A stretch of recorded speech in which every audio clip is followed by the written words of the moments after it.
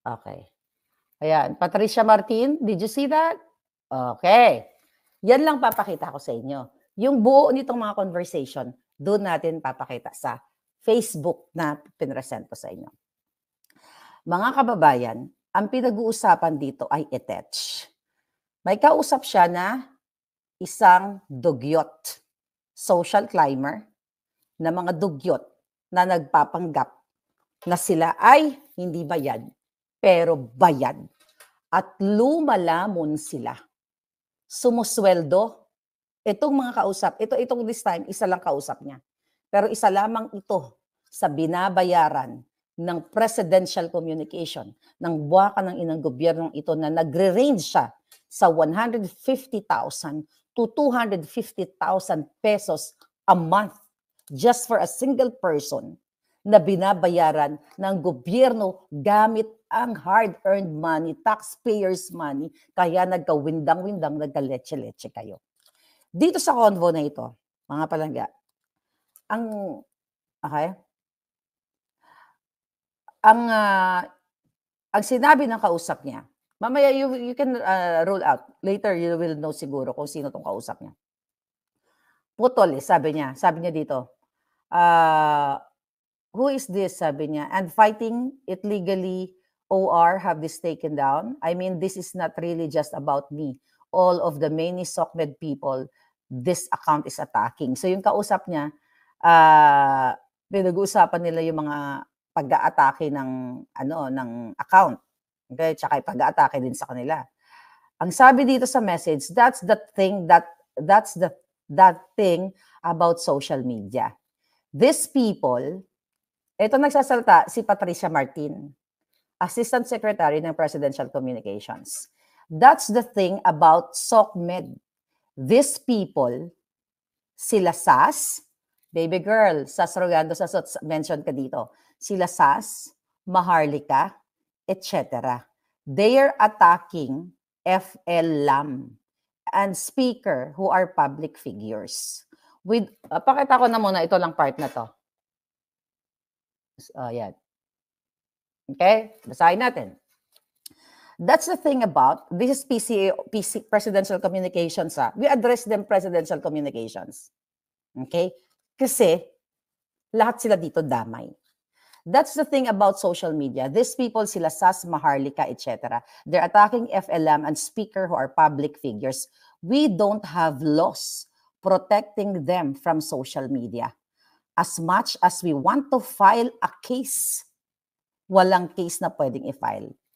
Anong ibig sabihin nito? Imbis na magtrabaho itong mga jutang ginimis at i-promote nila si Marcos Jr., they're spending millions money to what? To take down my page, SAS and Maharlika. Pero ako, hindi ko na na-recover yung page ko. Later on, punta tayo dan.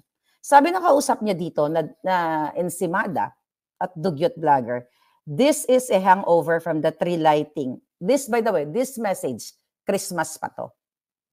Pasko pa to. Ito yung bago nila i-take down ang ating page na dalawa na may total of, combined 1.2 million followers. Pero it's okay. Okay, kahit na tinake down nila yon, nandito pa rin naman yung ngangabels kung hindi pa nila na-take down. Sabi ng kausap niya, this is a hangover from the tree lighting to the Christmas party to now that is rolling. It's really up to PCO. Okay? Ito ang kausap niya, dugyot. It's really up to PCO if there is any SOCMED welfare outside of what I am doing. Okay? If there is, kasi may mga nangihingi. Okay, may mga nangihingi na mga dugyot na mga tulong. May sakit yata, Later on, sige, ito na natin. Sabi ng Patricia Martin, the best we can do is file a report. Okay?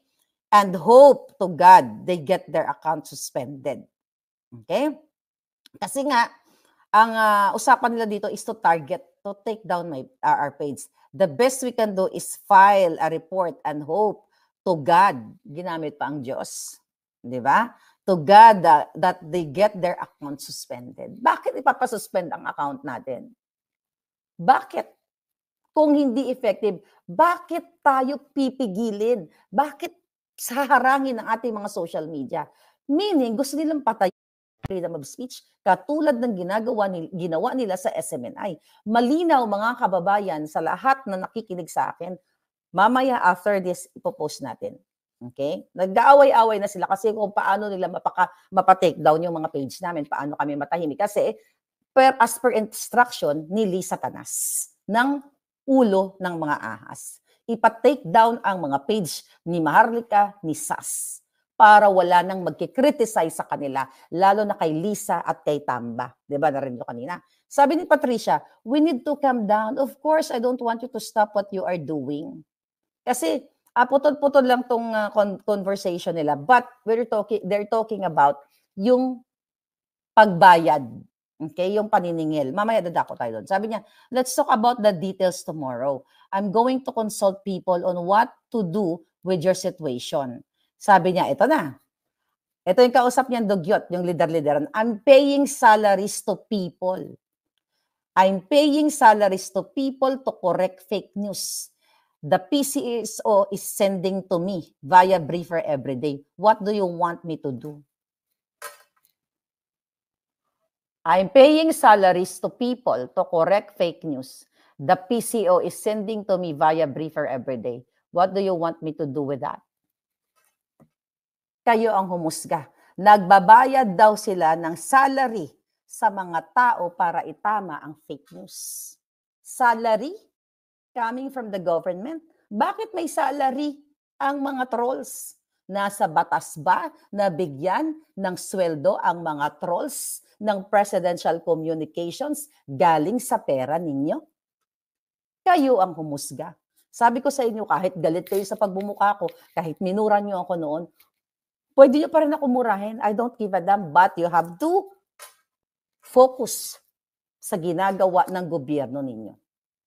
I'm paying salaries to people to correct fake news.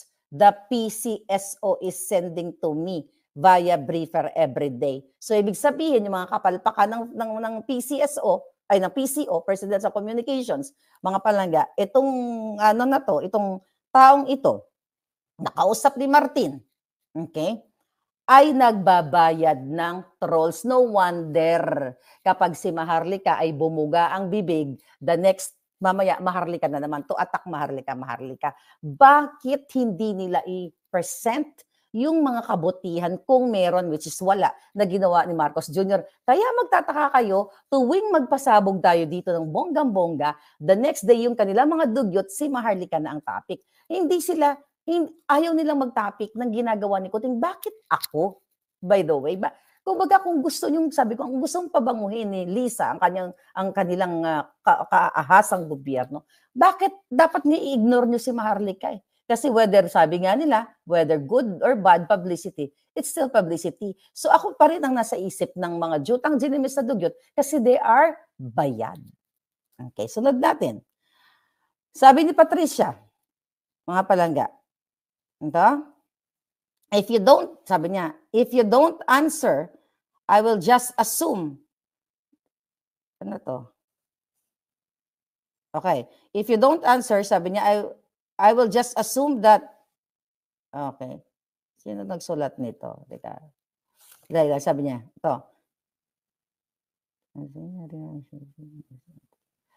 Okay. Sabi niya, if you don't answer, I will just assume that Emerald Ridaw, that Patricia Martin and Emerald Ridaw are shaking fake news to blogger to sabotage the what? Yung kausap niya to. Hindi, iba pala to. Ito to. Sabi niya dito. Okay, ito sabi niya.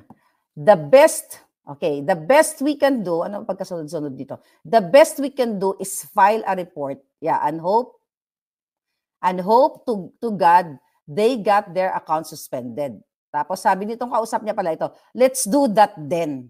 Gawin natin. We are doing that. But again, it's still up to the platform guidelines. So meaning, itong presidential communications ang nag-report sa page ko, sa page si Sas, which is nabalik, para ma-take down.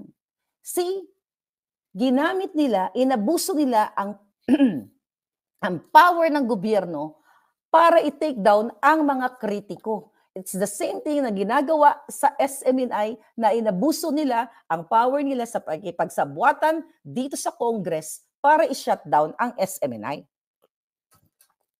Kasi kahit ipa-forensic nyo itong ano na to, ipa-forensic nyo ito, kahit mag-ipatawag nyo kami lahat sa korte, ng mga sangkot, kahit kasuhan nyo ako, kaya ko tong sagutin lahat. Magkakaladgaran tayong lahat.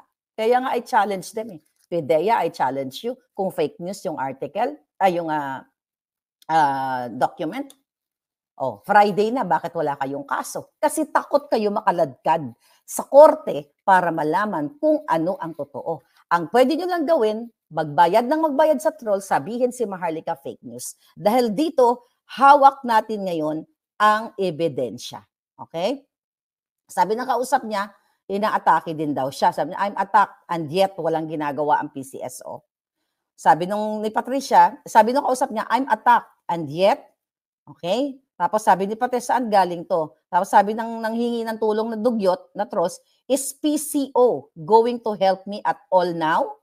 Kasi inaatake daw sa social media. Sabi ni Patricia, what help do you need? Sabi niya, this is a social media issue. You have strat people. What can we do? This is not okay at all. I am slowly losing faith in PCO. Okay? Sabi dito, you just came to me with this issue. Sabi niya, Rax, tell me what you need and I'll get it for you. Sabihin mo kung anong kailangan mo and I will get it for you. You need to file a case. See, this is PCO now. We addressed presidential communications kasi itong Martin, tao niya, ay under the PCO at under the president at under the AHAS. Sabi ng PCO, you need to file a case. We have no proof who this person is. Wala pa silang proof kasi troll, troll din yata o pare-pareho silang troll. Sabi niya, I have people who know.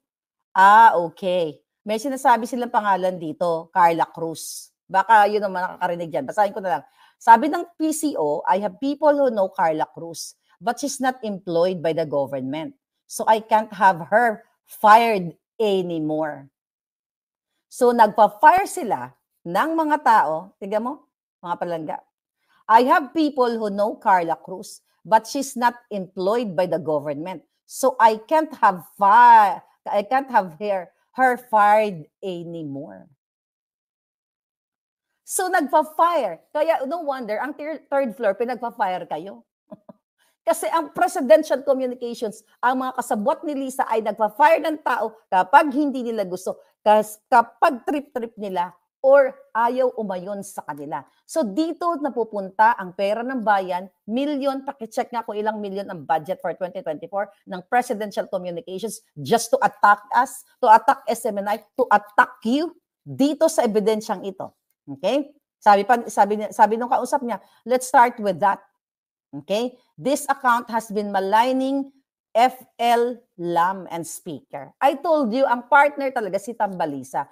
Parang wala nga silang care kay Kuting dito sa conversation natin. Kasi ang target ng usapan ay protektahan si Lisa Tanas at si Romualdez. Okay? Sabi ng dugyot, do we have monitoring?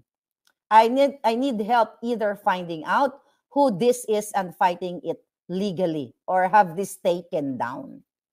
So, taken down. Gusto talaga nila ipa-take down lahat ng kritiko. So, pag napikon sila, titignan nila kung anong pwedeng case, kung anong maifile nila ng kaso, kung hindi naman, kung wala namang legal basis na pwedeng file ng kaso based on sa unang conversation, ipapa-take down nila gamit ang gobyerno. Gamit kung kaya nilang magpagurgur ng mga page, kaya din nila magpagurgur ng tao. Katulad sa akin. Padako tayo mamaya sa gurguran. Okay? Sabi niya, this is not really just about me and all the many social media people this account is attacking. Alright? So mga pikon to mga putang inang ito. Pag inatake sila, papatake down nila. Samantalang ako, inatake niyo ako araw-araw, minuto. Well, I don't have the power para ipatake down kayo. Wala naman ako ninakaw sa kaban ng bayan. Diba? Si Duterte nga noon, ang dami nag-a-atake, hindi naman kayo pina-take down, buhay pa kayo. Nakita niyo yung comparison? During Duterte's time, lahat nilagyan ng sungay, lahat ng kababuyan, sinabi kay Pangulong Duterte, pina-take down ba ang mga media? Buhay pa sila. Pero itong gobyernong ito, ang presidential communications, kritiko lang, anonymous na kritiko, ipapa-take down na nila or kakasuhan nila. So you have to know, mga kababayan. O sabi ng PCO ni Martin, that's the thing about SOCMED. These people, ulit-ulit, ito pa yung karugtong, these people, sila SAS, Maharlika, etc., they're attacking FLM. Okay? Sabi pa ni Patricia, ng PCO, I told you to hand over although, okay, ito na. Kasi nanghihingi ng pera, ang dugyot. Kasi daw may nagkasakit na ganito, ganyan. So ayaw, ang nakarating sa atin, ayaw magbigay, sigurista din ang PCO. Etong si Martin, si Patricia Martin, ayaw niya magbigay ng pera, baka dorobohin din ng dugyot na kausap niya. Ang sabi dito ng PCO, I told you to hand over all those who need medical assistance to us because we can endorse them to OP, Office of the President, who gives medical assistance. We all work weekends and holidays, and we're thankful, which is why we give you assistance. You're not employed by PCO, so you're not expected to work hard. We are simply grateful for the assistance you give to us. I don't even ask where the money goes because I trust you. Question. Nagbigay ng pera, ang tawag niya ay assistance. Parang yung kay Carlos, kay Clarita Carlos, ang binigay ni Lisa ay generous allowance. Okay, dito naman, binigyan daw itong dugyot na ito ng assistance. Ang sabi nga niya dito, mga palangga, okay, you're not, kasi ang conversation na ito, hindi kasi buo ang naikuha natin. Part lang. Pero dito makikita na nagbabayad sila ng dugyot, ng dugyot, ng mga ensimada. Ito ang leader ng ensimada, nagbibigay ng sweldo. Sweldo, no, it's not sweldo, payola, bribe, para ipagtanggol si Lisa at si Tambaloslos. Ulitin ko, para namnamin niyo, mga kababayan. Sabi ko nga, okay lang sa akin. Hindi niyo ako gustuhin, magalit kayo. It's nothing personal. But this is about your country. Yung kinabukasan ng bayan ninyo, yung mga anak ninyo, na ang presidential communication sa utos ni Lisa at ni Marcos Jr. ay nag-recruit pa, nagbabayad ng mga troll para ipagtanggol sila. Yan ba ang kanilang mandato? Ito ba ang mandato nila? Okay, may nakakuha na ng clue. Okay, sabi niya, I told you, kasi nanghinga ng pera, I told you to hand over all those who need medical assistance to us because we can endorse them to Office of the President who gives medical assistance. We all work weekends and holidays, rocks. Parang rock and roll, baby.